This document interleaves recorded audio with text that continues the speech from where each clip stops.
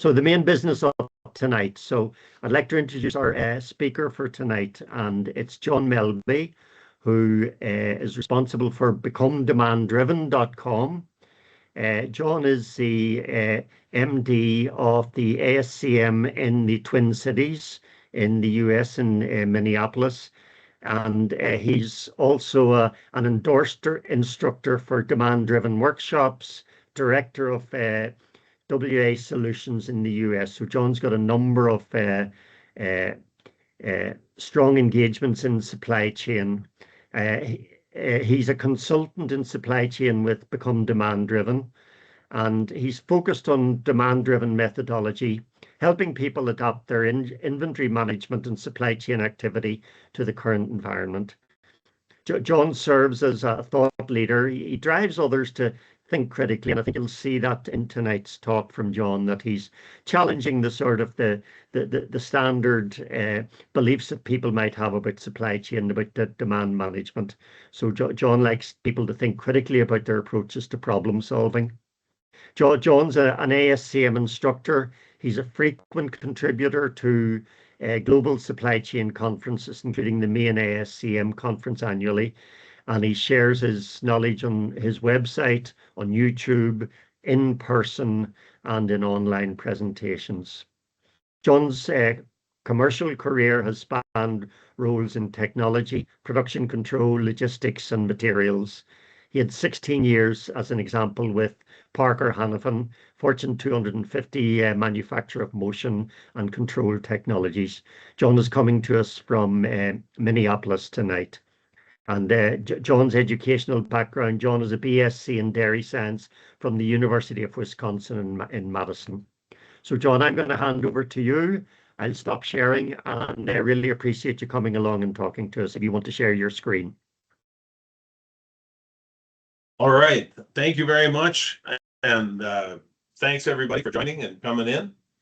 I will try and make this exciting and interesting and challenging, and try and live up to that introduction that I just got. Usually they just go, "Here's Johnny," but tonight we got a little bit more information about me. So, yes, I am Become Demand Driven. I like to think of myself as a thought leader, but I also think that is really up to the people who are listening, not necessarily my self-proclamation. So hopefully tonight we're going to get a chance to see that a little bit. So tonight's talk, I've the last 3 years I've done presentations, and you're going to get access to one of them, the ASCM website. It's called the 6 Causes of Chaos That We Can Fix Now. And so I had 6 causes of chaos. I've had the 3 fatal flaws. I've had all these things, and I was about a week ago, I started looking at which one of those presentations should I do, and I thought, this, I've got to create something different. And I realized in this process that all of the things that I used to list out separately, they all really tie back to inventory and the power of inventory, and of course there's the challenges of inventory that go with that.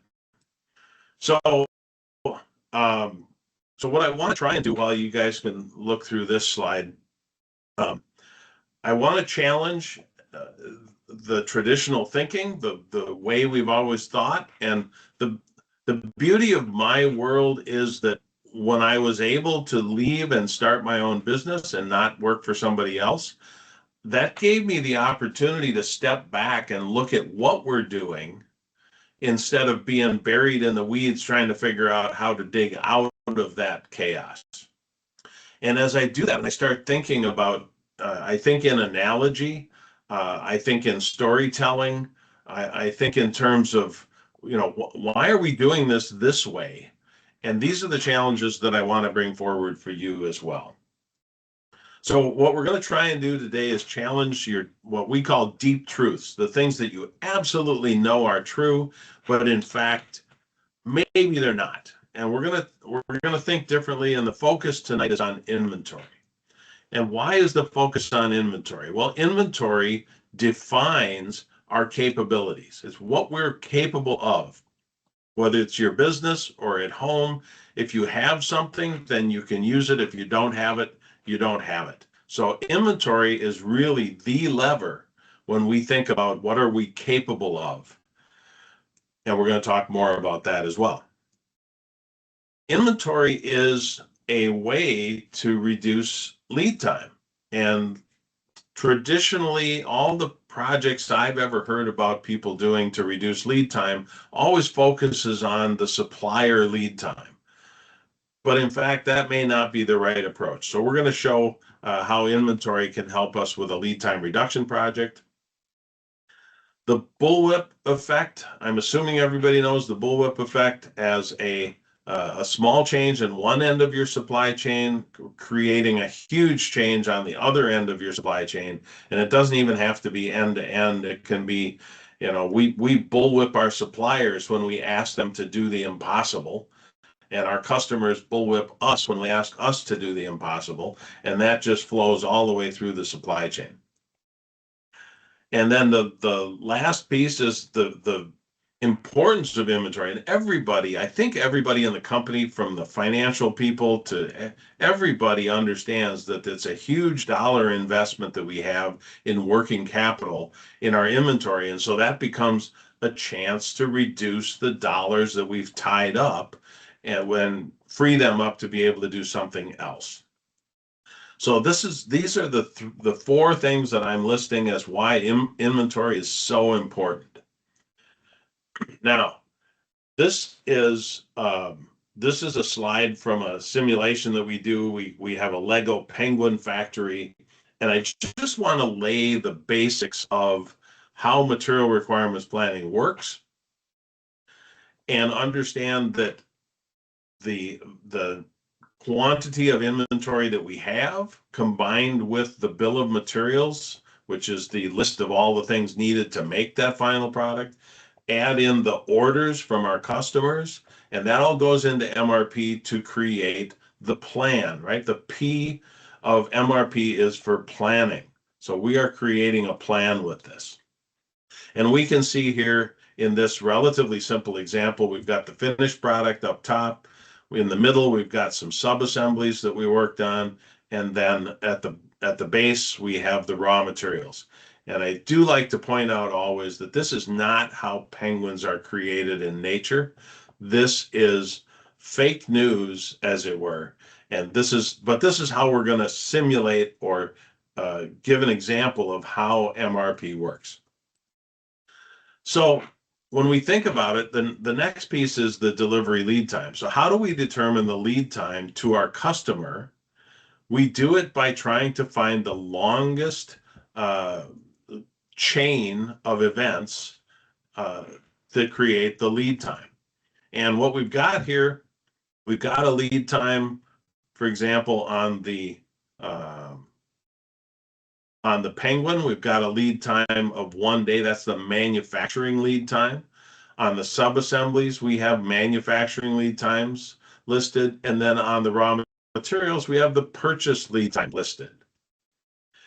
And then what we need to figure out for delivery lead time is what's the longest length of time in order to create and fulfill that order to the customer if we have no inventory on hand. And we can see, if I quickly go through this, that we've got 3 days, 5 days, 4 days, 6 days, and all the way over to 7 days. And 7 days is our winner.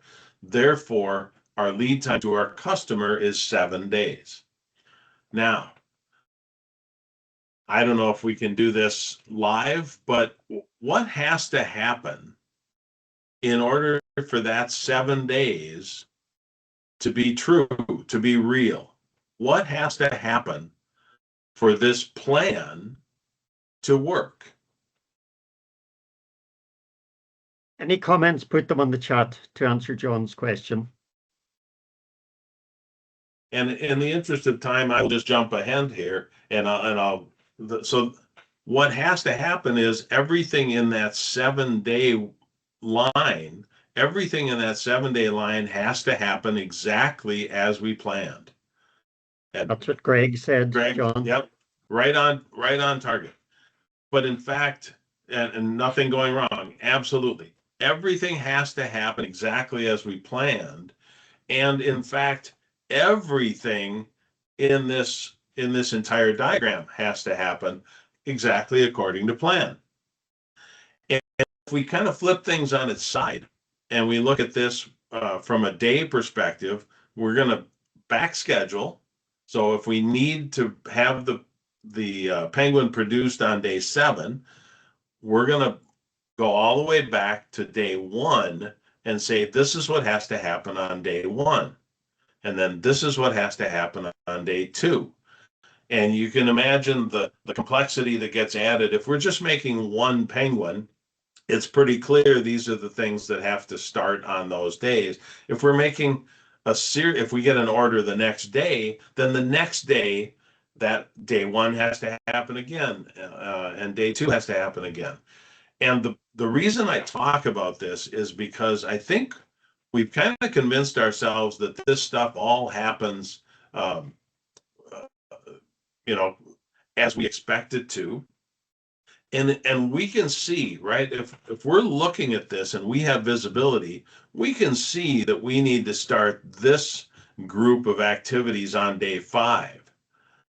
And if we are anything like me as a supply chain person, if I see that, I'm going to start that maybe a little bit early because I know things have gone wrong with that in the past.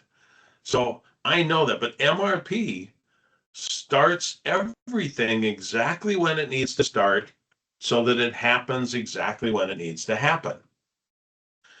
And the graph that I created about this is this one. So my requirement date is known and all of the lead times are known, but MRP releases each of those orders in this case so that everything is scheduled to arrive precisely when it needs to. The craziness of this expectation is what's been driving me insane. And when I think about, think about almost any movie you've ever heard of. There is a point in that movie, and if it's something like The Fast and the Furious, there are hundreds of points in that movie where they do some kind of a stunt where if anything goes wrong in that stunt, like the car has to, fly through the air and go through the open spot in the train sequence, the chances of that happening are so small. And some of the stuff that they're doing now in movies, the chances are 0 that that could ever happen. And yet we believe that if we just tighten the screws a little bit on MRP, that everything will somehow work out exactly as planned. And I think we know that it isn't going to happen that way. We know things are going to go wrong, and that's why we're in chaos every day trying to figure out how to make things go the way we want them to go, which is, it's kind of a weird place to be instead of trying to figure out a different way to think. So let's talk about a different way to think. And I go to the restaurant example for this, and almost every time I talk about this, somebody says, well, John, we're not a restaurant, so this doesn't really apply to us. And what I'm going to encourage you to do is think about this as a lesson that you can then apply to your business, even though you're not a restaurant. Now, I use McDonald's as an example. You could use Subway or any restaurant that you prefer. Has anybody ever walked into a restaurant and said, well, I know you've got a 30-day lead time, so I want to place an order for a hamburger, but I'll be back to pick it up 30 days from now, so they give you plenty of time to use your lead time? No, that's not how restaurants work. And nobody would go to a restaurant if that was the plan. So what do restaurants do? Restaurants have figured out that if they have inventory in their, I'll call it the kitchen, but if they have inventory in a certain place, then they can produce whatever it is that's on their menu and make the customer happy in a reasonable amount of time. And we call that a decoupling point. And so in this case, each of these items, and we've kept it as simple as possible here, but each of these items are have different demands, right? So if you order a hamburger, chances are pretty good you're going to have a meat patty in that. So the meat patty goes in every hamburger. The buns are probably pretty close to 100% as well, but the cheese and the onions and the lettuce could be less. So each of these inventories are determined based on our expected usage. And this is all tied into a range of expectations. There is no restaurant anywhere on the planet that has a team of people working to figure out who's coming in next week on Tuesday and what items they're going to order. There's nobody doing that. They're all working on an idea that if I have, in general, I need to make 100 hamburgers, maybe I need 50 hot dogs, and maybe I need some other quantity of French fries or fish sandwich or whatever else I have. And based on that, I can figure out how much inventory I need to keep in my kitchen to be able to hit that. And if I'm wrong that they're not coming in on Tuesday, but they're coming in on Wednesday, it'll be okay. And that's a big difference from how our traditional MRP works, is if it doesn't come in on Monday, if the order is not set for Monday, and then all of a sudden they want it the Friday before, we're not ready for that. Or if they want it the Wednesday after, we're not ready for that. We are precision machines trying to make things happen exactly according to plan. So we've introduced here a different thing, which is the decoupled lead time. The purchase lead time we talked about with MRP, the manufacturing lead time we talked about with MRP, the cumulative lead time is that 7 days that we figured out for the longest lead time. And now we're saying decoupled lead time is what tells us that 20 minutes is an achievable time period to meet the customer demand. That doesn't exist in the traditional planning world. So with traditional planning, we either have no inventory, we have to plan as if we have no inventory. And if we happen to have inventory, it's accidental and it gets taken into account, but it's not on purpose. So it just causes so much chaos that we don't know how to handle that. Now, there's something called an evaporating cloud or a conflict cloud. And I did not, in all of my years, we talked about lean tools and all of the tools for problem solving. I don't recall ever hearing about a conflict cloud until, I don't know, a project I was on in the last 2 or 3 years. But this was a very powerful thing. So if you're interested in problem resolution and problem solving tools, look up conflict cloud or evaporating cloud. The point of this, and I've kind of taken my own artistic license with this. The point is to try and figure out where the conflict is. And in this case, we agree that we are trying to successfully manage our inventory. Right? That is the goal that we have, is successfully manage our inventory. And there's 2 possible ways, and I've kind of just outlined those.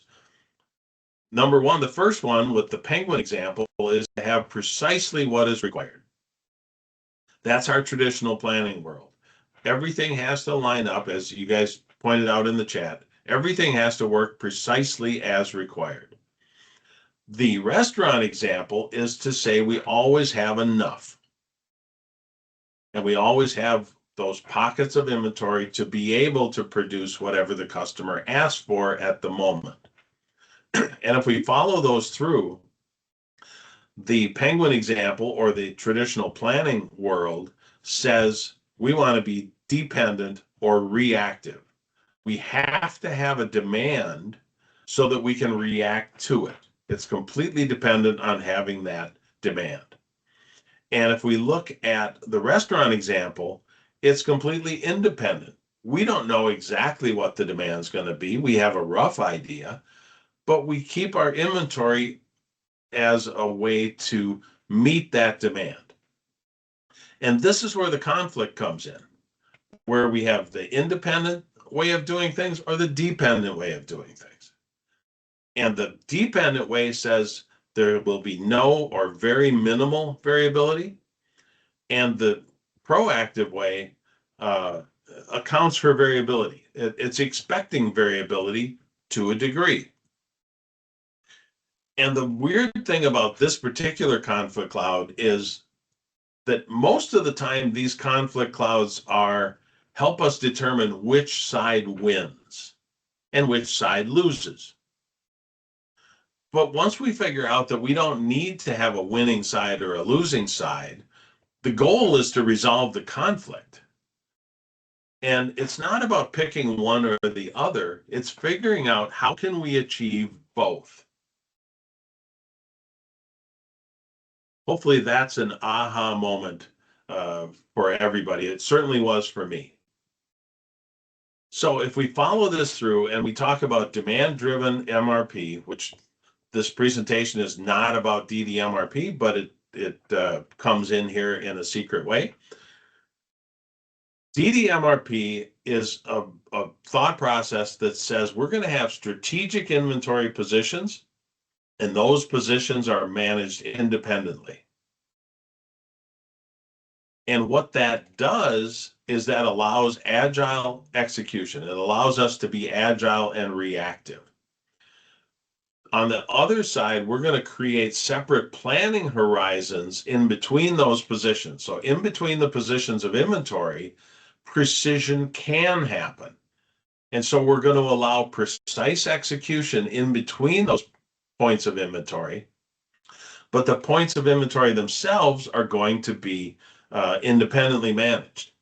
And what we get out of that is that we deconflict, we take away the conflict from the previous slide, because in DDMRP, both the proactive side and the reactive side exist naturally in DDMRP. So that changes what's possible if we don't have to pick one or the other. And one of the things I say all the time is that one size fits all doesn't exist. And yet we always try and pick one side or the other. So since one size fits all doesn't exist, what if we could figure out that both things can happen at the same time or in the same thought processes?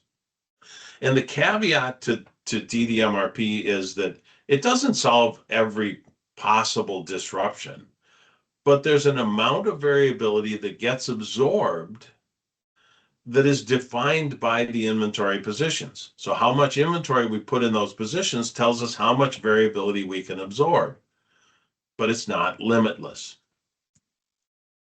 So if we apply this to the screen we talked about earlier and our penguin simulation, we can see that what we've done is we've put a buffer here at the feet subassembly, and we've put a buffer down here at the 2x2 yellow brick.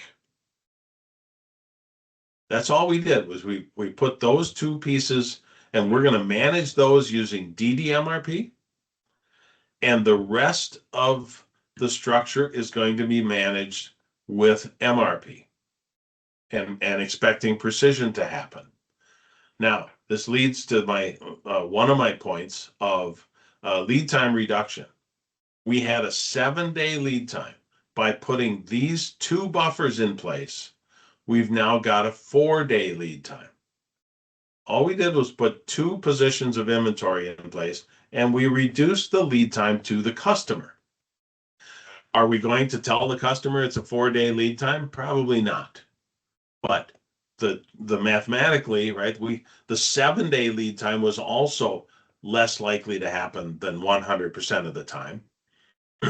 And the 4-day lead time might happen less than 100% of the time. Why? Because when we look at the different processes, we've still got variability. And if we have variability in the wing assembly and in the final assembly, we're going to have trouble. But we've taken the variability that comes from the raw material for the 2x2 yellows, and we've taken the variability that comes from the feet subassembly, and we've absorbed that variability. So now we've got less places to worry about where precision has to happen, and 2 places where we don't have to worry about precision. We just need to make sure that we have inventory in those places. Just like the restaurant kitchen, we're going to manage those buckets of inventory differently. So before I jump onto that slide, just sticking with that example of decoupling inside of MRP, right? So we can make MRP work where it can work, and we can let precision work in windows of time where it can work. And we put buffers in places where precision cannot work. So if we decided in this scenario that the wing subassembly had too much variability coming in, we could put a buffer there. And if we said, hey, the final assembly is struggling and not able to keep up, we could put a buffer there. Don't have to, but we can use our heads and our business knowledge to say, where should we place inventory, which is actually the first question of the demand-driven methodology. Where do we place inventory? And then the secondary questions of how much do we order and when do we order become a function of those buffers for the buffered components and still remain the same for the non-buffered components. Okay, so I think almost the last slide I've got here is about this push that we have to reduce inventory. And I've used the word nonsense there because of a couple of reasons. One is what we typically see is we've got a total inventory level. And we get somebody from finance or somebody from management to say the total inventory is too high. And let's just, for sake of easy math, you've got 10 million in inventory and you need to reduce it. And the nonsense comes in as the positions I've been in. Okay, we've got 10 million in inventory. How do I reduce it? And the answer to that question eventually became, am I sure I want to reduce it, first of all? But secondly, I need to look at the individual parts to understand how to reduce it. But that isn't a level of detail that upper management wants to get into. So we've got this 10 million in inventory. We need to reduce it. We also recognize that if we don't have enough inventory, that's going to increase our costs with expedites and chaos. So we need to have a target inventory that everybody can agree on. So I've got 10 million. What do I want to reduce it to? And the only way to achieve that information is to figure out each individual part and how much I need to hold of it. And then I total those up to get to that total inventory level. And what I need is a way to understand each individual part. Do I have too little or do I have too much? Because if I have too little, certainly I don't want to reduce it. And if I have too much, I need to know how much too much and how much do I reduce. And then for the leadership team and the executives, we need to understand overall, do I have overall too much inventory or overall too little inventory?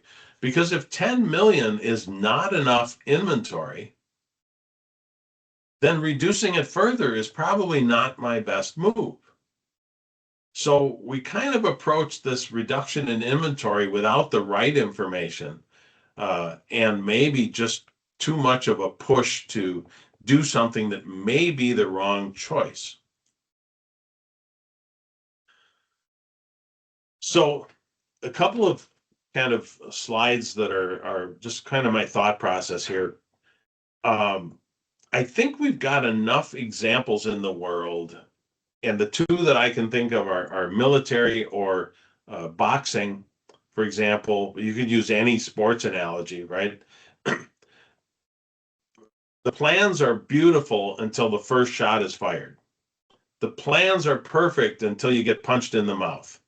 There's all kinds of examples, and if you guys have lived your lives up until now and not had a plan go sideways, I would be really surprised. And yet we spend in supply chain, we spend so much time planning and very little time preparing our ability to execute better. And so they have, in the military, they have war games.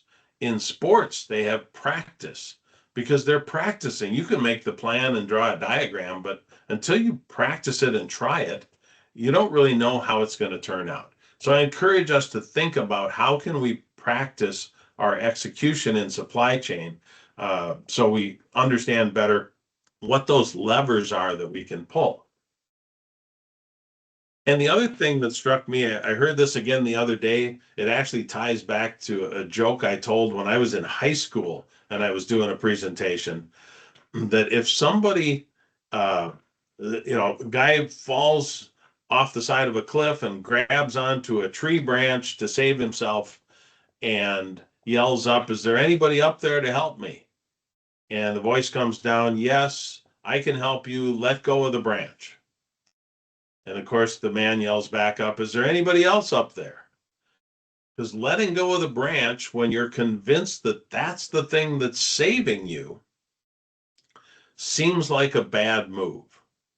And so I feel like in supply chain, there's times when what's keeping us from succeeding is also the thing that we're holding on to tightly in order to keep us from failing. And kind of one of the examples I use in this regard is, people tend to be happy with a certain level of failure. Example, if you've got 95% or 98% on-time delivery, you're pretty happy. Nobody's yelling at you because you're failing. So 5% failure, which is how I refer to 95% on-time delivery, we're happy with 5% failure because we don't think we can do any better. And if the next time you fly somewhere, the airline says to you, "You know what? 95% of the time we end up where we said we're going to go, but 5% of the time we're just going to fly to a different airport." Would you get on that plane? I would not get on that plane. I want 100% guarantee at least you're going to try to get to the place we're scheduled to go to. So I saw several things come up in the chat, and I want to make sure we leave time to talk about those. But from the restaurant example, while you can look at these links, and I'll just point out this bottom link down here is a really cool one. That's a link to a page of links where all these other things are findable. So you can go to one spot and get to that one. But when I think about, have you ever been to a restaurant where it's a fixed menu? They tell you the price, you make a reservation, you're going to eat what they provided in the menu. There's no options. And think about from a supply chain perspective, why would they do that? Because if people are coming and we know how many people are coming and we know exactly what they're going to order, my supply chain sounds pretty simple, doesn't it? And in fact, how many of you grew up in a house where that was how you lived? That was how your dinner menu was done at home. I didn't show up at dinner, sit down at the table, and then look at a piece of paper and ask my mom to make something she didn't have prepared. If I'd have tried it back then, I think I'd have gotten sent to my room or slapped upside the head. So there's tools that we see every day that we can think about. How do we apply that to our businesses, even though we're not restaurants? Maybe that's a good way to think about this. Okay, that's what I have for a presentation. I'm going to I'm going to stop sharing and let's talk about the Q&A. Hey guys, I'd love to hear any comments about what John has shared. I think it's fascinating what he's talked about. What I'd like to do is I'll just go down through the last few comments and invite each of you to, if you don't mind, come off mute and ideally come on camera. Just make your comment or put your question to John. Greg, I see your comment. Do you want to follow up on that to John there?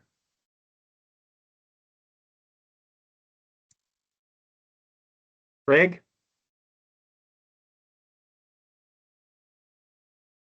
If Greg's not there, Sorry, I have a I have a young child crying. Okay, listen, Greg, hold on. Well, John, you can see the comment. I think the comment was from Greg about tell them you want to do you want to lose money and speak with the shareholders that they were the reason. So I think that was the kind of based on the precise MRP what might happen. Yeah. Yeah, and that's exactly the point. When you think about the shareholders, the shareholders don't really care about how you get things done.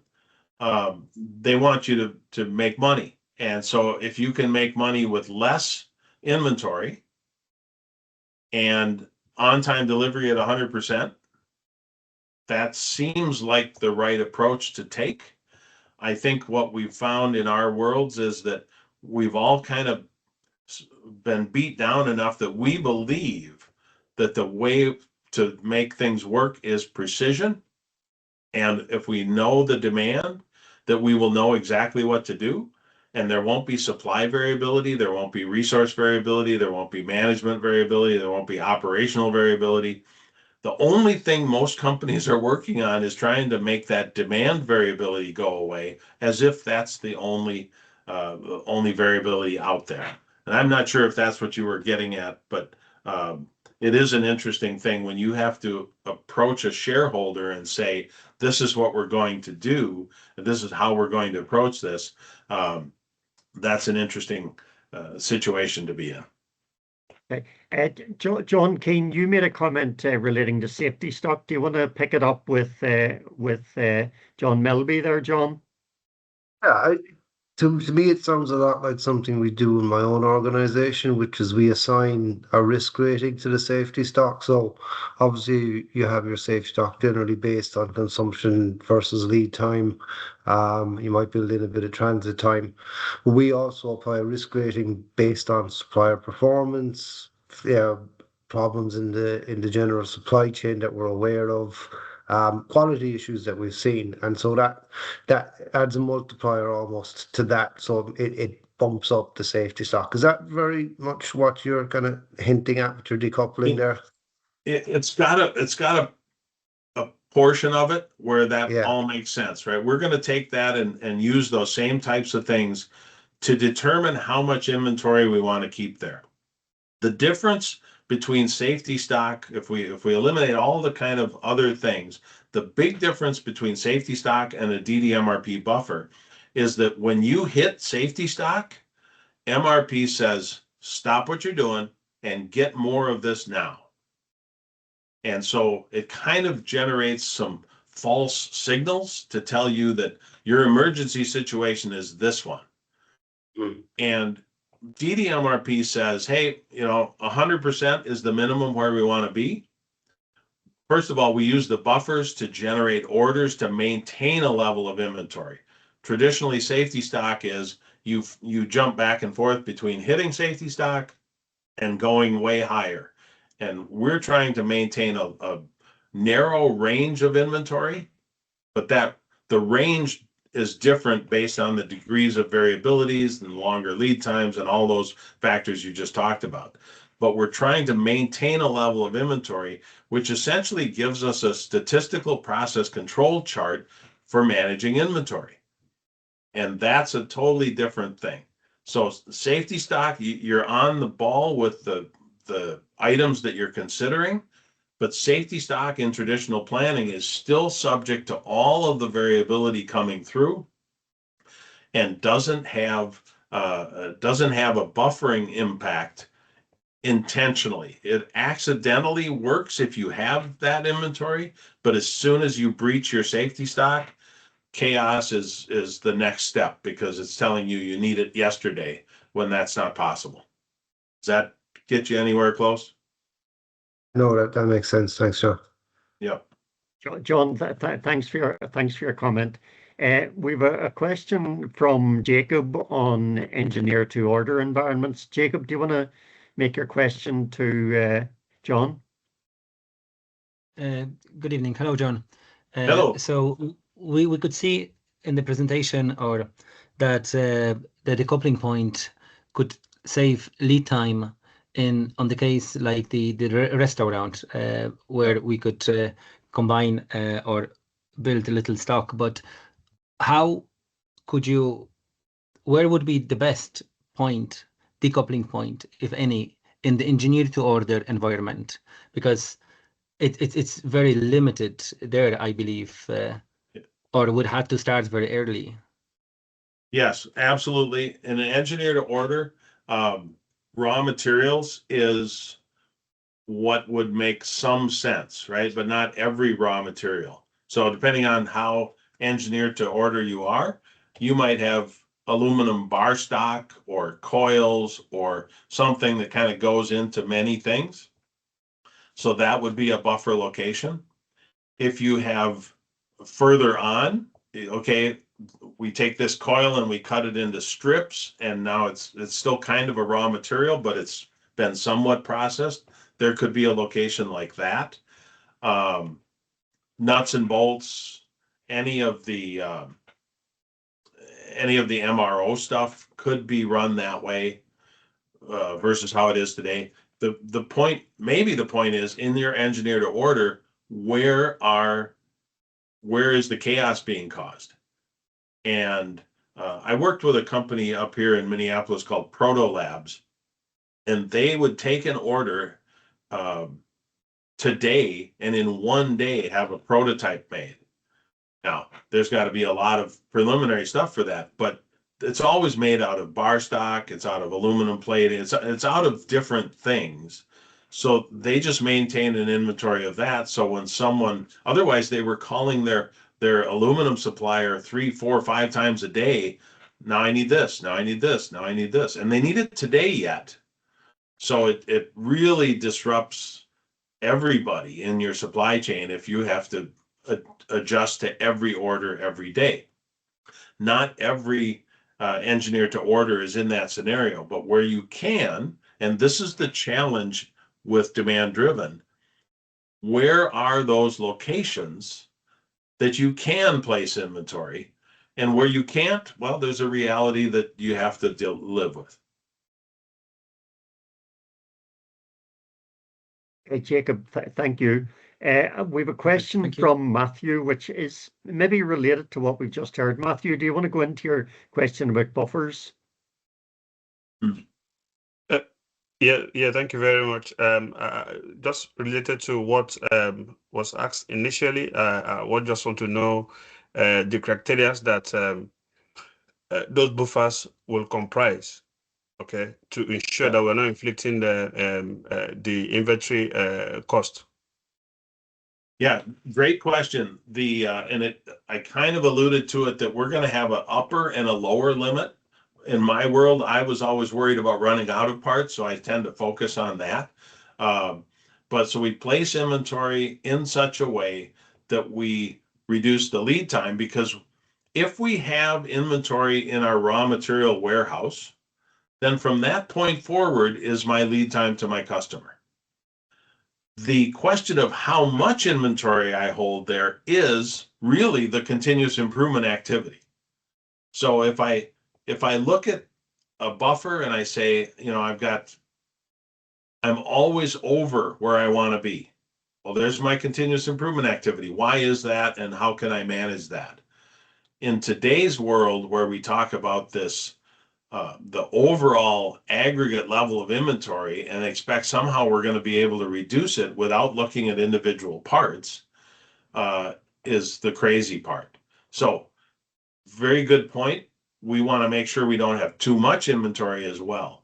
And so when we go into companies and try and apply this, there's a handful of parts where we're constantly running out, and there's a handful of parts that we always have way too much.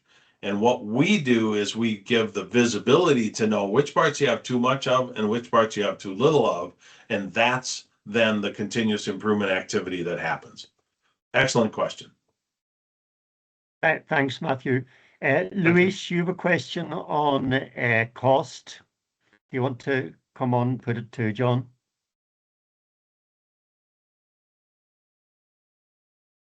Hi, you still hi there, John. Louis? Hi everyone. Go ahead, Luis. Yes, I am. So basically, my question is in regards of when, for example, with the inflation, and we have a few customers that are refusing to pay a bit more for the item that we supply. Now we might try to reduce our costs in manufacturing or supply, but they still refuse to pay more, and we can't really find more suppliers, and we depend on that customer because, let's say, it's our biggest income of revenue. How would you deal on that situation in regards with That's an excellent inventory? question. Will you keep ordering in case actually say, okay, fine, you're a good supplier, we pay you more, or that's our limit, we don't pay more than this? So how would you react in regards of negotiation and managing inventory? Excellent question, and I think a fairly common one, right? When I was working for a company, our customer would come and say, you need to reduce your cost. And we would go to our suppliers and say, you got to reduce your cost. And sometimes you can't.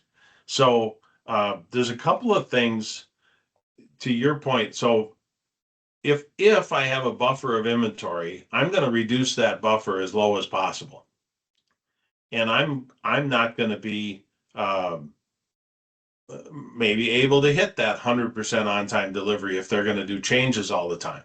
So if there's a customer that is always changing the demand, and I'm trying to hit 100% on-time delivery, then we got a situation where the cost is going up, and that's going to happen.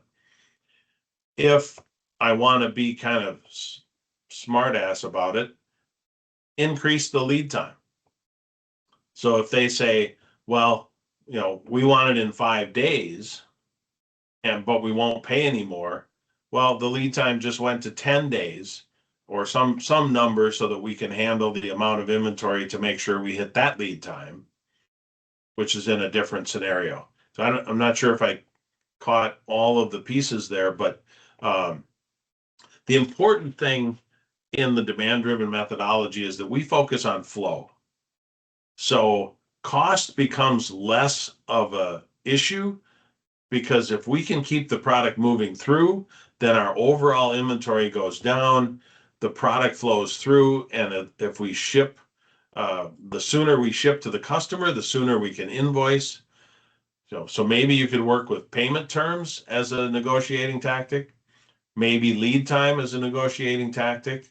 But in general, if you have multiple customers, if you reduce your overall inventory to all customers, you can save money by focusing on flow, which will kind of inherently reduce that amount of inventory instead of trying to worry about each individual customer. So I don't know if that gets you there, but those are my thoughts. Yes, just one factor in regards to Louis. that. So, for example, would you consider reduce the amount of labor you need if you can increase the lead time? Let's say to make 1,000 pieces a day, you need about, say, 10 persons. Would you reduce labor as one of the measures to reduce your own costs? If you could reduce the labor in there, I don't know that I would try and avoid that. If there's a way to reduce the number of people you need, so it takes 10 people to make 100 units in 5 days. If you have no other business, and you doubled the lead time, then you could do it with half as many people. But that would not be my target approach. It goes back a little bit to capacity. And so do you have business that you could fill in that gap with? So we still have the 10 people, but we now have the capability to make twice as much of something else. And we cut back on the one customer and we double up on another customer. I don't know if that's a possible answer. Yeah, perfect. Luis, Thank you. thanks for that. We're just touching on 8 o'clock. I'll give the last opportunity to Damien if he wants to come on. Thanks, guys, everyone, for joining us. Damien, do you want to make a comment? Yeah, so it's just exactly that. It's just a comment just based on some of the above, I suppose. It falls into my own experience working for a couple of companies, you know, and both companies working from different perspectives on that kind of scale. Like you mentioned there about, you know, accepting 5% failure, which would be accurate in any business. But with some having, I suppose, formed a level of groupthink within their organization, and that being literally just, you know, that for them, where another company you're working for, continuous improvement, accepting those failures in I suppose terms of that potential for that continuous improvement is just something that I wanted to make a point on. Yeah, and to just follow that real briefly, what we talk about is we need the right visibility to impact the right levers that impact the right metrics. And so often we get tied up in, you know, if you can produce more on a piece of equipment, that's a better thing. But if you're not selling that item, that's not a better thing. And if you just used up your raw materials to make that item because it was quick, or you used up your capacity because that shift wanted to make that item, that's not a win. So it does all have to tie together, but I love the point about we're really looking for visibility to impact the business, not necessarily to make the traditional metrics, improve those traditional metrics. Thanks, John. Thanks, everyone. I'll give a last opportunity to Teresa. Teresa, you had a specific question about how this system works. Do you want to make your comment? This is the last comment, and thanks everyone for your questions. Very interesting, I think. Teresa? Hi, folks. No, I just wanted to get my own head around it. I'm just comparing it to something we use in manufacturing. We would use a pull and flow system to limit the number of, well, to allow us to build ahead at constraint steps, but not too far ahead. Is it something along those lines? Yeah, it's an excellent point. So demand-driven MRP was built on theory of constraints, lean, Six Sigma, MRP, and distribution requirements planning. So yes, absolutely, there's portions of it that kind of mimic this drum buffer rope concept and managing the constraints and the min-max to so it's all kind of part of that. It just puts it into a less complex or complicated scenario so that anybody can look and kind of see what the urgency is, what the priority is, and what the actions are, instead of having kind of a complex way to calculate something that people don't really understand. So if you get into that scenario where you've introduced a level that people don't really know why it happens, but they know what to do because the computer told them to do it, those are the places where I like to try and figure out if we could make it simpler so everybody could understand, then they would have a better answer when we ask them to try and improve it. But you're absolutely spot on. Thanks. Thanks, Teresa. And listen, we broke our rule of not going beyond 8 o'clock, but I think the comments we were getting back from the floor were so interesting, and John's responses were certainly enlightening. So I want to thank John Melbye for a wonderful talk on the core of the manufacturing world in terms of managing inventory and managing risk and buffering, and I got a great insight to demand-driven MRP and buffers and agile versus precise. So, John, many thanks, And thanks to apprentices for joining, and we'll see you all in a few weeks. Love to hear your feedback on this session. And John, many thanks again. So have a great evening, everyone, and see you in 4 weeks' time. Thanks, Thank you. everybody. Thanks, John. Thanks, John. Thanks, everybody. Fergal. All right, take care. Thanks, Good luck. John. Thank Very you. good. Thank you. Thank you. Bye-bye. Thanks, everyone, for joining.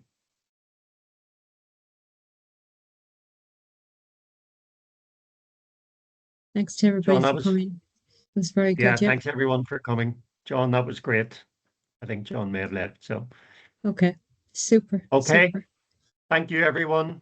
Okay. We'll just hold on till everyone's gone. That's super. You mightn't get Thanks, everyone Dave. off, but Oh, Dave Parr has a question. Have you, Dave?